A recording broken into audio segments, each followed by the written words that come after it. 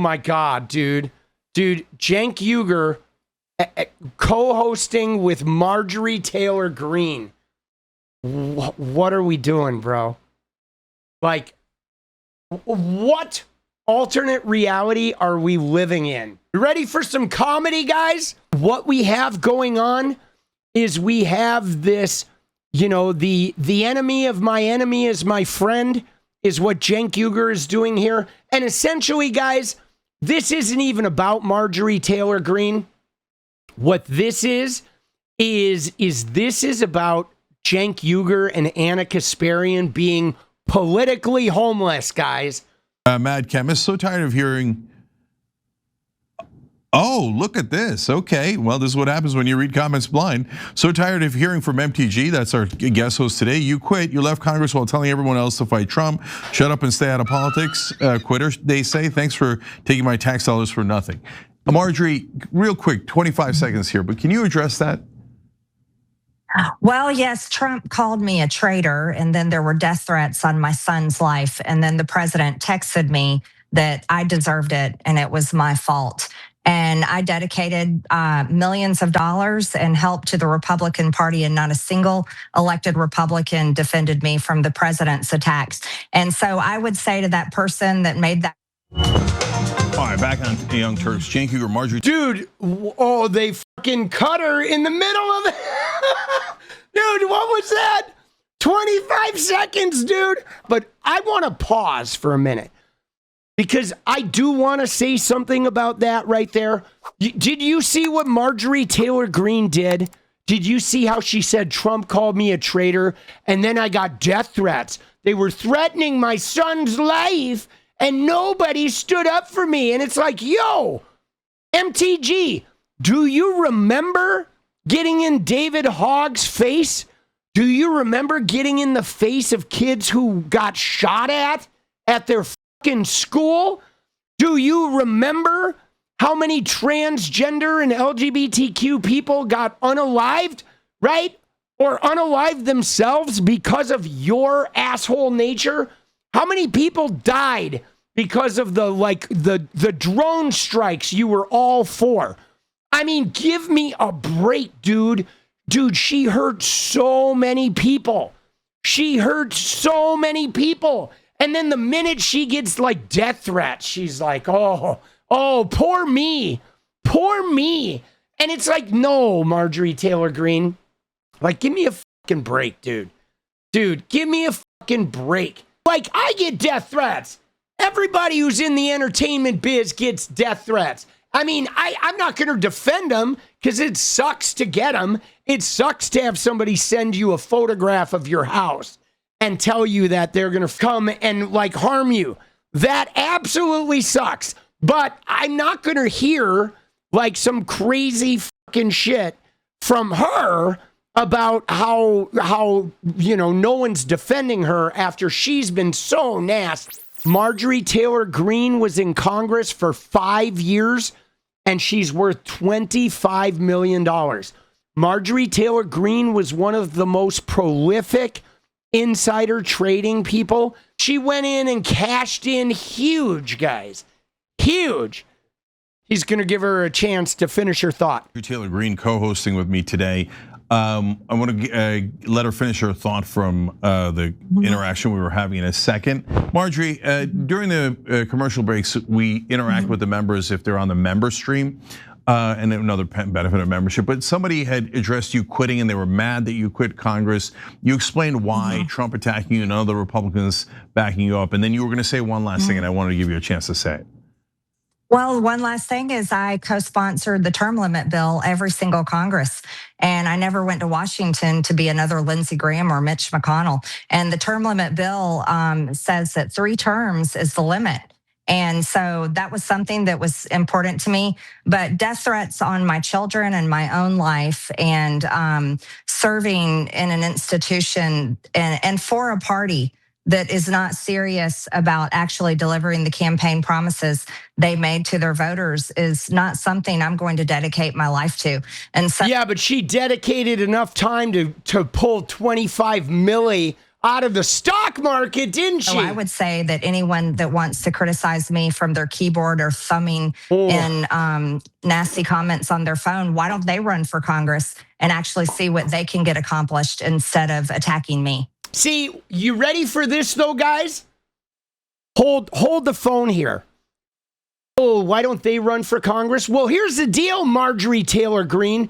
Dude, she ran in a district, guys, that like you could put a fucking head of lettuce with a GOP pin on it, and that head of lettuce would win the goddamn election.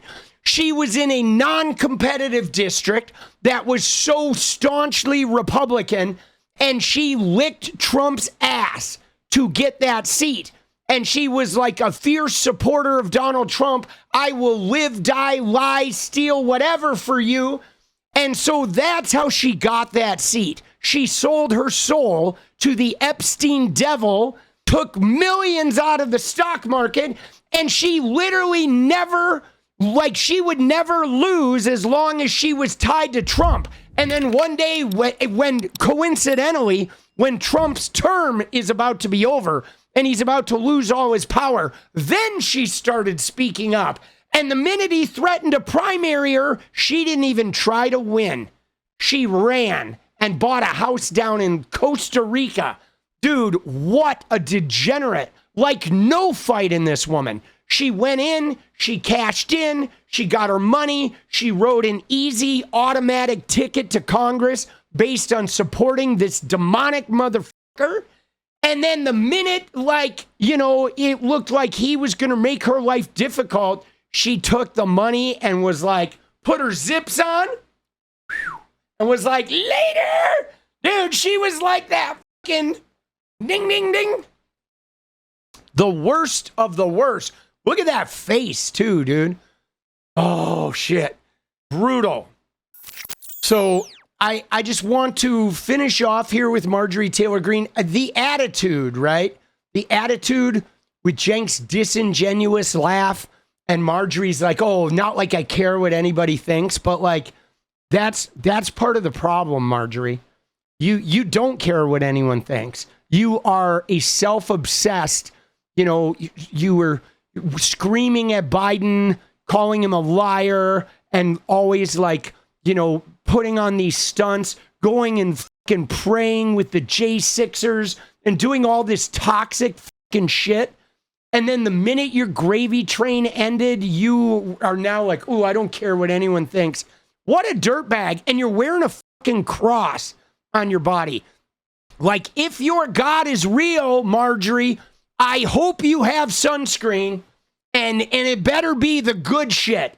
It better be like nuclear grade sunscreen, because you're going to fucking need it. Now, I want to go back, though, to the very beginning, because I feel like the beginning of this is priceless, where Cenk like reads the comment and he's like, oh shit, dude, cheers to whoever wrote this comment, because this guy is like, what does he say? He says, shut up and stay out of politics. Dude, I mean, never better, but watch Cenk's face though. Look at this. Mad Chemist, so tired of hearing. Oh, look at this. Okay, well, this is what happens when you read comments blind. So tired of hearing from MTG, that's our guest host today. You quit, you left Congress while telling everyone else to fight Trump. Shut up and stay out of politics. Quitter, they say. Thanks for taking my tax dollars for nothing. Marjorie, real quick, 25. Dude, oh my God, dude, what a comment, bro. Kudos to the person who fucking pitched that one in. That is beautiful. But one thing I will say about this, guys, and I've said this before, okay? Never Tucker, never Marge, okay? Period. Never Marge, never Tucker, never Candace, never Megan, never Ben, never Nick, okay? None of those people ever. I don't care what kind of realization, even if they like have a coming to Jesus moment where they genuinely are like, wow, I've seen the light. I'm repenting for all my shit. even if they say all the right things, give all their money to charities that help trans children, they will still be sitting alone at a fucking table. They're allowed to vote for whoever they want, but I will never partner with those guys because those guys delivered this shit. They delivered it. Tucker Carlson, we're about to watch Donald Trump's election shit with 2020 and with Ossoff and Warnock. Tucker Carlson made that happen. Okay? He gave voice knowing Trump was lying. He used his major network to elevate Trump's voice with the lie. With Ingraham and Tucker and Fox, they elevated that lie for years. And then even after they got fired, Dominion, by then the whole media had allowed Trump to get away with this. Those guys, they fucking sold us all down the river. And now Tucker wants to have a conscience, and it's like, fuck you, boss. You can go climb into bed and you can ask that demon to come back and hang out with you, the one that scratched you, right? Because that's all you're getting, okay? You are never going to get forgiveness or any type of like get out of MAGA jail free card. Never. You can go find a demon and polish the knob. That's all you got. Seriously. Just no, right? Never. They're never getting a reprieve, guys. What is up, guys? Thank you so much for watching. You like the video, you want to support independent resistance media, you know what to do. Drop that sub, hit the like button, and please share it. And we do love our members, so if you want to become a member, it's another really great way to support. Thanks again for everything, guys. I'll see you next time. Let's go.